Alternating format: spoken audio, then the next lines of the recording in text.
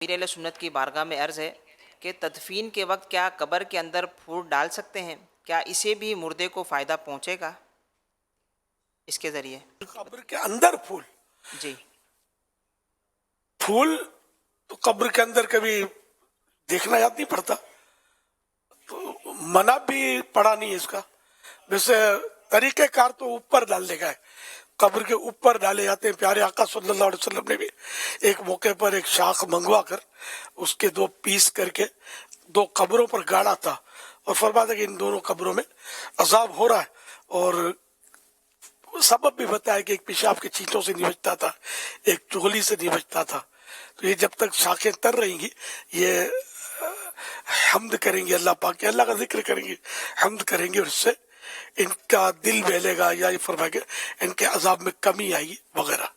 تو یہی اصل ہے پھول کی، کہ پھول بھی سبزہ ہے، پھول ڈالے یا تر شاخ جو ابھی سوکھی نہیں، تر مانے جو شاخ ٹہنی درخت کی سوکھی نہیں، خشک نہیں ہوئی، وہ رکھ دی جائے، پتے رکھ دیے جائیں، پودا لگا دیا جائے.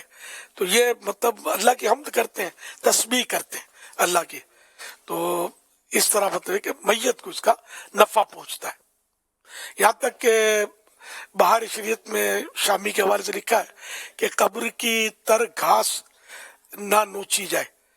یہ بھی ایک طرح سے میت کی اختلاف ہی ہے کہ میت کو اس سے نفع ہے اور آپ نے نوچ کے پھینک دیا گھاس، تو اس کو وہیں رہنے تھے گھاس کو، کہ اس سے میت کو نفع پہنچتا ہے، فائدہ پہنچتا ہے.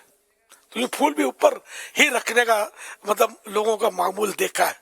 حدیث پاک میں یوں الفاظ ہیں کہ نبی پاک صلی اللہ علیہ وسلم نے وہ تر شاخیں ان کی قبروں پر گاڑی، اور یہ ارشاد فرمایا کہ لعلہ یخفف عنہما ما لم ییبسا، کہ امید ہے، یعنی یقین ہے کہ جب تک یہ خشک نہیں ہوں گی ان کے عذاب میں تخفیف کی جائے گی، کمی کی جائے گی.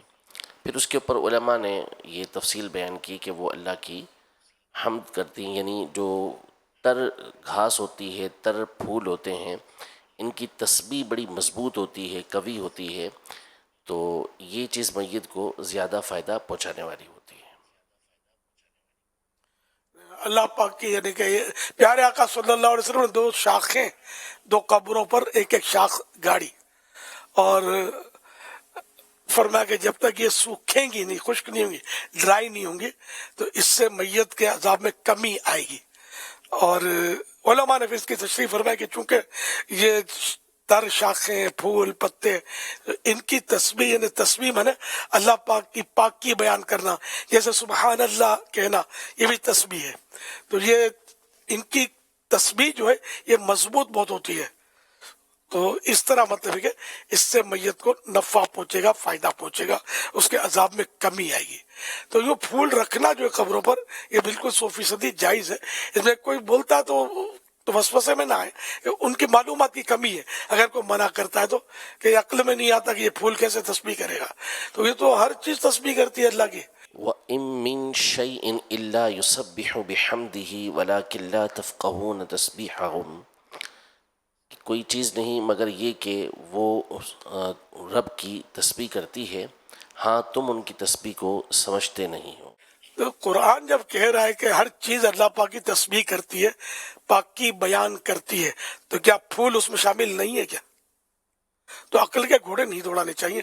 اب یہ ہم نہیں سنتے تو ہم مطلب نہیں سنتے تو کوئی دلیل تھوڑی ہے کہ کسی چیز کا ہم پر ظاہر ہونا اگر ہونے کی دلیل نہیں ہے تو اللہ کا اللہ پاک کو ہم دیکھتے ہیں تو پھر بھی مانتے نہیں، ایمان لاتے ہیں کہ اللہ ہے، کنفرم ہے. اگر کوئی تھوڑا بھی شک کرے گا کافر ہو جائے گا کہ اللہ ہمیں نظر نہیں آتا. جنت مانتے ہیں، نہیں دیکھی، مانتے ہیں. دوزخ نہیں دیکھی، مانتے ہیں. تو یہ بہت کچھ ہم بغیر دیکھے مان ہی رہے ہو. قرآن کریم نے تو ہماری تعریف یہی بیان کی نا، یؤمنون بالغیب، یعنی کہ غیب پر ایمان لاتے ہیں.